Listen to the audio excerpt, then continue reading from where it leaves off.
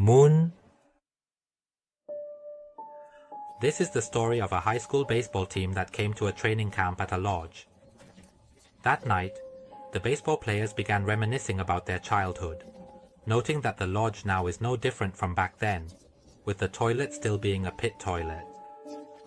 Daisuke, one of the baseball players, asked if he had ever been there, to which his friend replied, "What do you mean?"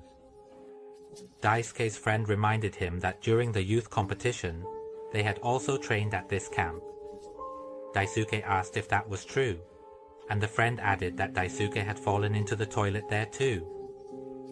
Another friend chimed in, saying that's why Daisuke was nicknamed Toilet Daisuke. Daisuke didn't really remember this incident, but that might be because he was only in first year at the time, so it's not surprising he wouldn't recall it. In the middle of the night, while Daisuke was using the restroom, suddenly a gecko jumped in before he could leave the toilet, and he began to wonder why he couldn't remember the incident of falling into the toilet. As he gazed at the moon, the scene flashed back to that day when he fell into the toilet and was stuck in the dark, with light coming from the hole he fell through, as the light from the hole allowed him to see a bit. Just before he could call for help, a strange sound suddenly echoed in there, but when his friends found him, that sound went silent, and since then, he has been teased by his friends about falling into the toilet until today. However, he is still very sure that someone was there with him at that time. After a while, he noticed something peek out from the toilet and quickly disappear. He thought he must have been imagining things. There was no way that could be true. He believed that the thought of someone being in there was just his fear. Then suddenly, the door of the restroom behind him slowly opened wide enough for him to see the toilet inside. At that moment, a hand of something emerged from the toilet, followed by its head. Video. This is the story of 3 middle school students who had a special experience on the last day of summer vacation. At that time, the 3 kids were sitting together doing homework, while complaining that, if they had known, doing a little bit each day would have finished it. One friend then lay down due to exhaustion, and another friend suggested, "How about this? My cousin's brother lent me a video that captured a spirit. During our break, why don't we change the atmosphere and watch this video?" Everyone agreed. Then he took out the videotape that was wrapped in black tape and put it into the player to watch. The first image that appeared on the TV was of a cemetery.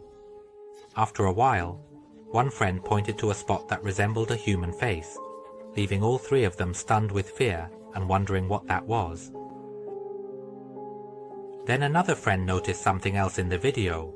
This time, he saw a shape of someone or something behind the cemetery. He pointed it out to the other 2 friends, but they said they didn't see anything. He insisted that it couldn't be nothing, but when he turned back to look again, it had disappeared.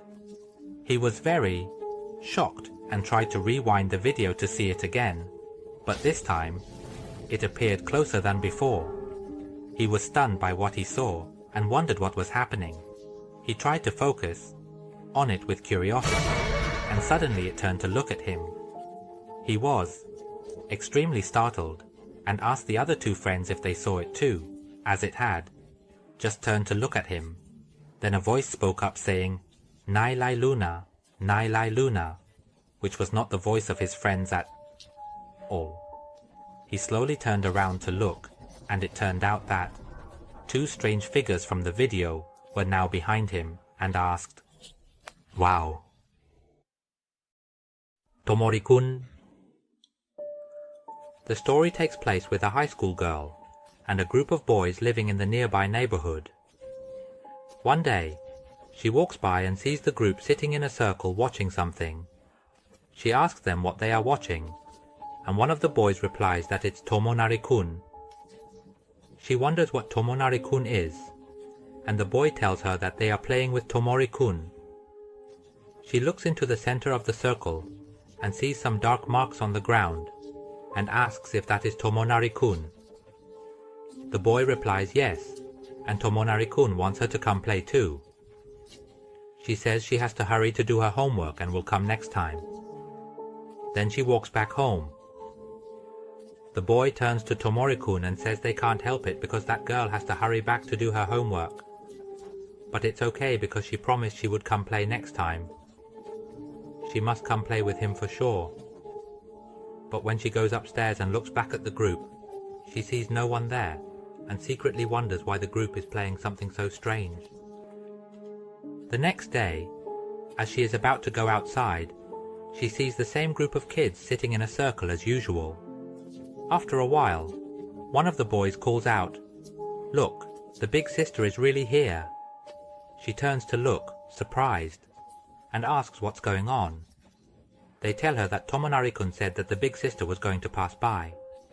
And here she is indeed. She wonders how Tomonari-kun knows this. But she tells them that she is busy today, and apologizes, saying she has to go work part-time.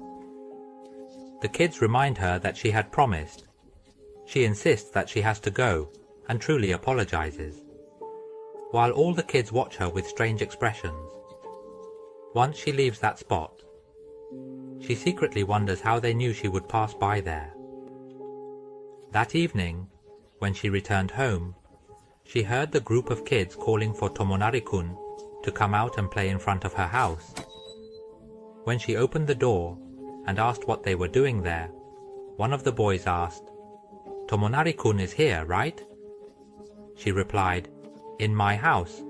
How is that possible?" They said that Tomori-kun said he would come to the big sister's house.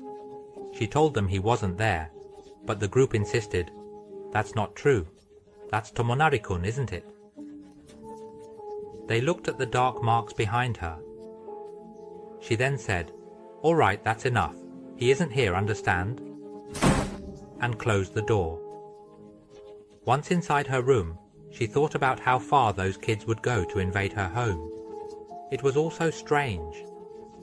Then, the voices of the kids came through her window, saying, "Look, he's really in there." Hearing this, she looked around her room and noticed the dark marks on her ceiling. She began to feel scared, wondering what it was. Just a moment later, as she looked at the dark marks, the head of a boy slowly emerged, saying, "Hello, everyone." She was very shocked, and realized that, indeed, on the day she had replied that she would come play, the kids standing outside her house saw the figure of that big sister being swallowed into the ceiling. They said, "Tomonari-kun looks so happy. It's great that..." The big sister kept her promise. The dark marks then appeared on the floor, forming two distinct shapes.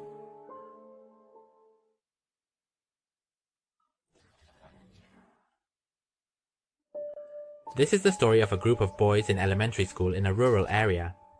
They are using binoculars to look at two houses across from each other, and discussing rumors that a tormentor is about to leave that house. One friend asks what a tormentor is, and another in the group explains that it is something one should not look at, which his grandmother once told him about, saying it escaped when she was young, and she never saw her friends again after that. One of the boys feels scared, and decides to go home, leaving only Sasuke and Taichi. While Sasuke is looking at that house, he says he sees someone coming out, noticing a group of people wearing blindfolds walking out, and it seems one of them is dancing or doing something, but he can't see clearly. Taichi then grabs the binoculars to look, and sees something he shouldn't, leaving him speechless and trembling.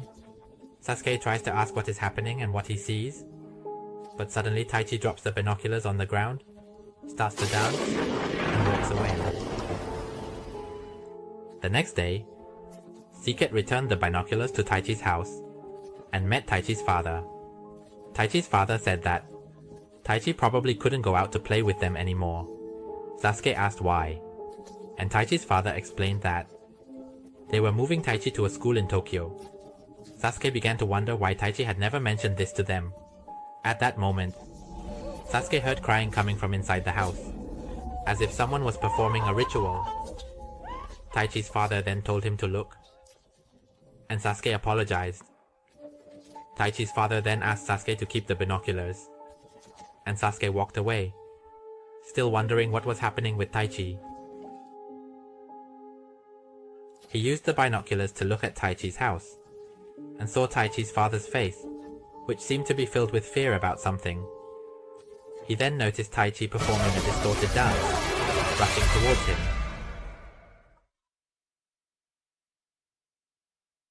Saro-chan. This is the story of a new police officer named Atan, who has to perform a puppet show at a traffic safety meeting. He had done this type of performance 2 to 3 times before, but he still felt nervous and shy, performing in front of children and parents. Nevertheless, he had to go on stage. When the performance began, he introduced himself, and his puppet partner named Taro. Atan told the audience that today they would teach how to ride a bicycle properly, and they engaged in conversation like a typical puppet show. However, today was different. Suddenly Taro did not turn its head as he commanded. He took his hand off the puppet and noticed a small wooden piece had come loose. At that moment he was only worried about one thing. If the puppet broke, he would be in trouble. After a while, a group of children looked shocked and pointed at Taro, because Taro's pupils had turned to the back, making them see only the whites of its eyes in a frightening state. Atan quickly used his hand to control it, and felt that it returned to normal. He thought that the earlier malfunction might have been due to that wooden piece, but he wondered what that piece was, as he looked down to check. He wondered about the wooden piece, because it seemed to have some characters written on it. Just as he was still curious about the wooden piece, something strange happened. The puppet Taro began to move on its own without any control. Taro turned to look at him and asked, "Why does Big Brother look so scared?" Atan's face was shocked and speechless, not only because it could move on its own, but also because it could talk. Taro said it had wanted to speak for a long time, and asked why Big Brother wasn't saying anything. Atan tried to pull his hand away, and told Taro to stop talking, but Taro just kept talking more. Taro recounted a time when it rode a bicycle very fast, and crashed into a car that was coming around the corner, making a loud noise that attracted a crowd. Taro then asked why it couldn't play with friends anymore after that. Atan realized that Taro couldn't ride a bicycle anymore, and both the children and parents laughed and enjoyed the performance. At that moment, Atan's control slipped, and the puppet fell onto the stage, prompting Taro to say, "That hurts a lot. Really hurts."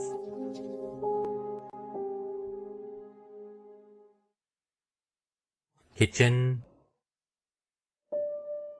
This is the story of a university student named Mitsuko, who is invited by her high school friend Ayanano to her home. When she arrives at Ayanano's house, she finds Ayanano cooking for her in the kitchen. During this time, Ayanano offers her some tea, and Mitsuko thanks her old friend for never forgetting her and inviting her today. She remarks how lucky she is to be in this new building, but Ayanano corrects her, saying that this is not a new building. It's just that the previous occupants moved out quickly. After chatting for a while, Mitsuko starts to feel something unusual, including the air conditioning making an odd noise, which she thinks might be broken. However, as she listens closely, she realizes the sound is not what she expected. She hears a man's voice moaning from the vent, which makes her unable to take her eyes off that spot. Suddenly an eye opens where she is staring. She screams in shock, and then the lights go out. She thinks something must be wrong in this house.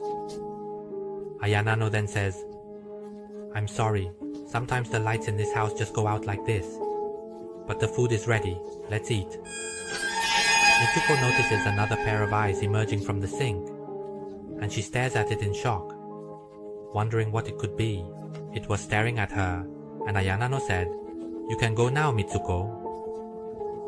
Since Mitsuko has some psychic ability, she can see it alone, and wonders how to tell Ayanano that there is a strange creature in her house.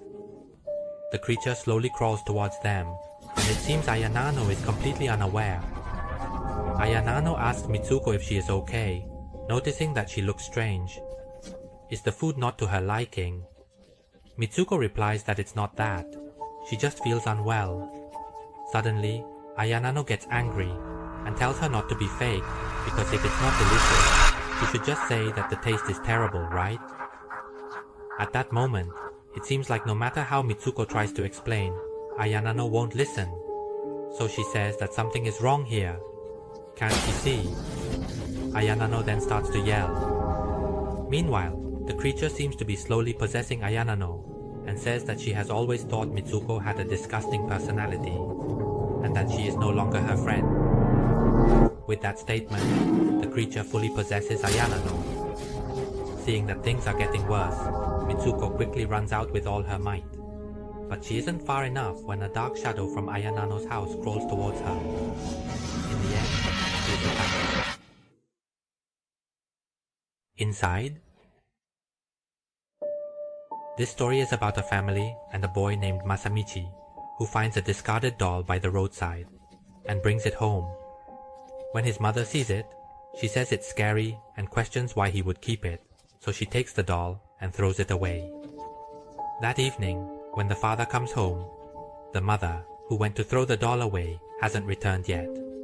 After a while, she comes back holding the doll she said she would throw away. Upon arriving, she immediately asks to go to bed, which surprises both the father and son at her changed behavior.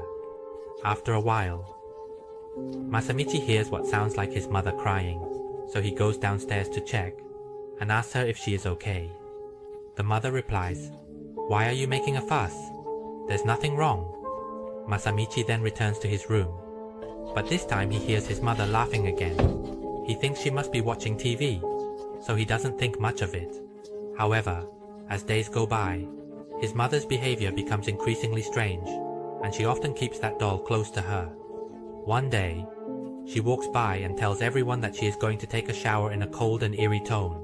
While she is in the shower, Masamichi then picks up the doll to examine it, and thinks that, ever since this doll came into the house, his mother has been acting strangely.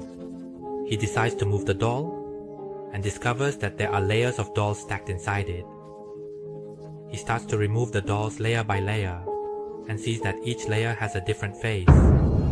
Suddenly, loud sounds of laughter, crying, and screaming erupt. The father rushes in to see what's happening, and at that moment, Masamichi starts to resemble his mother. Women on the Wall.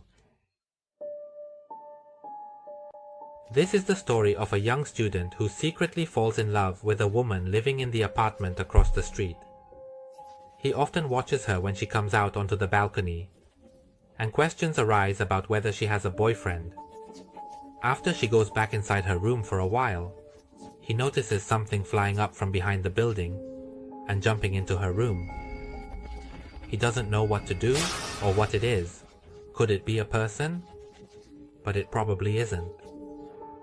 While he is confused, she comes out onto the balcony again. He wonders if she didn't see anything, because she seems normal, as if nothing happened. But he is sure he saw something strange just now. Suddenly, the woman starts acting oddly, similar to the creature that just jumped into her room. And then she turns to look at him. He is so shocked that he has to crouch down on the floor and tries to calm himself before looking at her again. But she has disappeared from the balcony.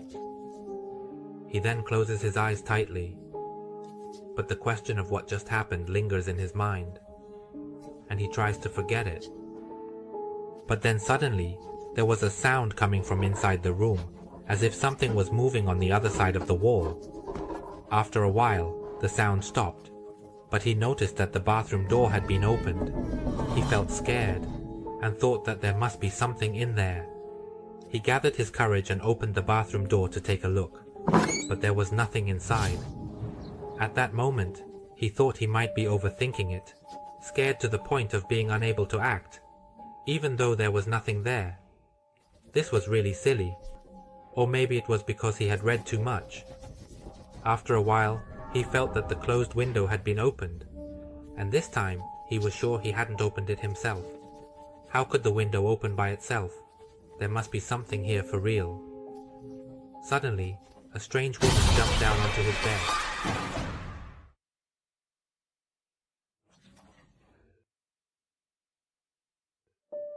This is the story of a high school girl who secretly has a crush on a senior at her school. She constantly thinks about how to make her love come true. One day, she accidentally hears a tale that at the underground station, there is a coin-operated locker that is said to grant love wishes if you place a picture of the person you like inside a locker that has a doll inside it. That evening, she goes to the underground station and encounters many lockers, unsure of which one to use. However, she remembers that the senior she likes wears number 10, so she tries opening locker number 10. To her surprise, there is a doll inside. She thinks that the rumor might be true. So she places the picture of the senior in that locker and closes it, praying for her love to come true. Suddenly, she hears a loud laugh coming from locker number 10 that she just closed. The next day, she returned to locker number 10 to check again. This time, when she opened the locker, the picture of the senior she liked was gone. After a while, she heard someone greet her from behind. She was stunned for a moment because the person who greeted her was the senior she had a crush on. She asked what he was doing there, and he said he had heard the rumor about the locker that grants love wishes too. He asked her whose picture she had put inside. She didn't answer and just lowered her head in embarrassment because the person she had put in the locker was standing right in front of her. The senior then said it was hard to believe that it was true. She replied that it was strange because she had put the picture in the locker and now it was gone. The senior suggested that she might have forgotten to put it in, but she insisted that she had placed it in the locker with the doll. When the senior heard this, he was taken aback in shock and asked her if there was a doll. She said yes, it was a female doll. The senior replied that it couldn't be, that was wrong. If there was a doll in there, before he could finish his sentence, locker number 10 opened by itself, but this time the picture inside was gone. Suddenly, the senior's body began to twist and contort, crying out in pain, before his body was stuck into locker number 10, followed by the sound of laughter from the doll. Nao-chan. It is a story about a boy named Thakung and his family that night, while everyone was sleeping together. His father played shadows on the ceiling for his child to see, before everyone fell asleep. In the middle of the night, Thakung suddenly opened his eyes and noticed that there was something creeping together on the ceiling. The next night, his mother began to worry, because she often heard Thakung babbling about someone named Nao-chan at night, and asked his father if he had ever heard this name before. But the father also didn't know who Nao-chan was. While they were talking, Thakung woke up and pointed to the ceiling, saying, "There it is, Nao-chan." But both the mother and father seemed unable to see it, so they teased each other playfully until they fell asleep.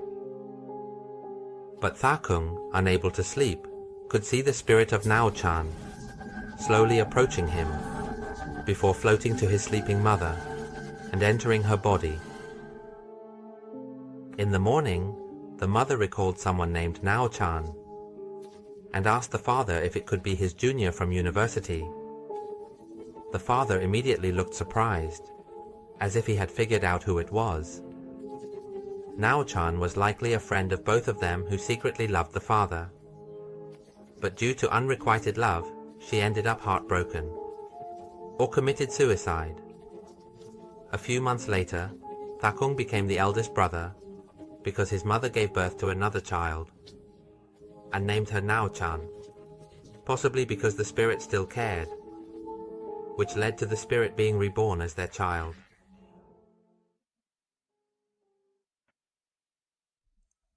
Gashapon.